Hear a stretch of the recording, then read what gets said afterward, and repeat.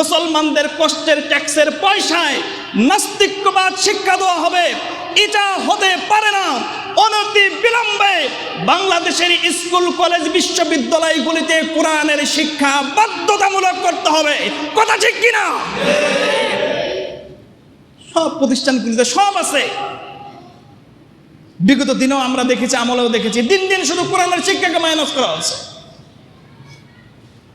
কোরআনের শিক্ষাকে মাইনাস করা হয়েছে, রসুলের আদর্শকে মাইনাস করা হয়েছে, ইসলামী ইতিহাসকে মাইনাস করা হচ্ছে, যার কারণে শিক্ষা প্রতিষ্ঠানগুলিতে আদব কায়দা বলতে কিছু নাই।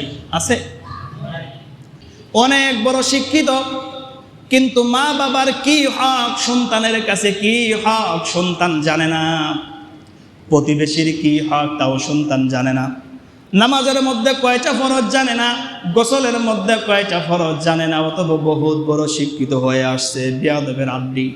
আছে না নাই? বৃদ্ধাশ্রমগুলি, এই বৃদ্ধাশ্রমে কারা আছে? অধিকাংশ মানুষ শিক্ষিত এবং তাদের সন্তানেরাও বাংলাদেশের বড় বড় শিক্ষিত এবং বড় বড় কর্মচারী। খোঁজ নিয়ে দেখেন, বৃদ্ধাশ্রমে আজ পর্যন্ত আমি চ্যালেঞ্জ করলাম, কোন বৃদ্ধাশ্রমে কোন আলেমের মা বাবাকে আপনারা পাবেন না।